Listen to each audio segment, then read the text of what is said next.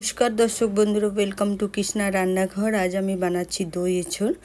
আর এই এঁচোড়টা আমি এখানে সিটি দিচ্ছি না, কারণ এই এঁচোড়টা একটু বড় সাইজের আর একটু নরমও, তাই আমি এখানে কাঁচাই টক দই আর লবণ মাখিয়ে বেশ কিছুক্ষণ রেস্টে রেখে দিচ্ছি।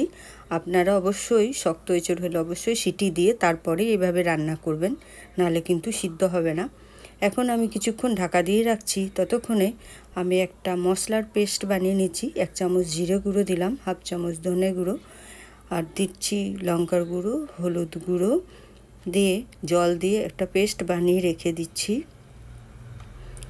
ততক্ষণে কড়াই বসিয়ে দিয়েছি আর তেলের মধ্যে তেজপাতা আর এখানে আমি 3টে মিডিয়াম সাইজে পেঁয়াজ দিয়ে দিয়েছি। পেঁয়াজটা একটু নাড়াচাড়া করে আমি এখানে গোটা গরম মশলা দিয়ে দিলাম, এলাচ, লবঙ্গ, দারচিনি। তারপর এখানে দিয়ে দিচ্ছি রসুন বাটা আর আদা বাটা। আদা রসুন বাটাটা বেশ কিছুক্ষণ আমি নাড়াচাড়া করব বন্ধুরা। তারপর আমি এখানে এঁচোড়টা দিয়ে দিচ্ছি আর এঁচোড়টা বেশ কিছুক্ষণ কষিয়ে নেব বন্ধুরা। এই এঁচোড়টা আমার শাশুড়ি মা পাঠিয়েছেন, বাড়ির এঁচোড়, আর কিছুদিন হলে পেকেও যেত, তাই একটু নরম, তাই আমি সিটি দিলাম না। এর মধ্যে আমি মশলাটা যে করেছিলাম সেই মশলাটা দিয়ে দিলাম আর স্বাদ মতো মিষ্টি দিলাম, আর লবণ তো আমি আগে থেকেই দিয়ে রেখেছি। এরপর খুব ভালো করে মশলাটা কষিয়ে নিচ্ছি। আপনারা কিন্তু অবশ্যই এঁচোড় সিটি দিয়েই করবেন, প্রথমেই সিটিটা দিয়ে তারপরেই করবেন এভাবে। এরপর খুব ভালো করে মশলাটা কষিয়ে নেওয়ার পর এখানে আমি জল দিয়ে দিলাম, আর জল দিয়ে প্রায় আমি 15 মিনিট একদম লো হিটে সিদ্ধ হতে দেবো।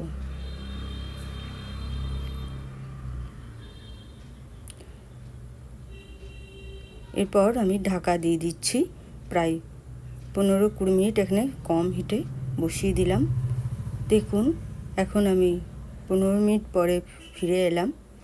এরপর বেশ কিছুক্ষণ কষিয়ে নেব, এখনও একটু জল আছে আর এটা একদম ভাজা ভাজা হবে, এর মধ্যে কিন্তু জল থাকলে ভালো লাগবে না। আর একটু সিদ্ধও হয়ে এসছে। এবার বেশ কিছুক্ষণ এবার কষিয়ে নেব। আর এর মধ্যে আমি দিয়ে দিচ্ছি টমেটো সস আর কাঁচা লঙ্কা বাটা দেবো। এর মধ্যে কাঁচা লঙ্কা বাটা দিলাম আর একটু ঘি দিয়ে দিচ্ছি। তারপর আরও কিছুক্ষণ কষিয়ে নিচ্ছি।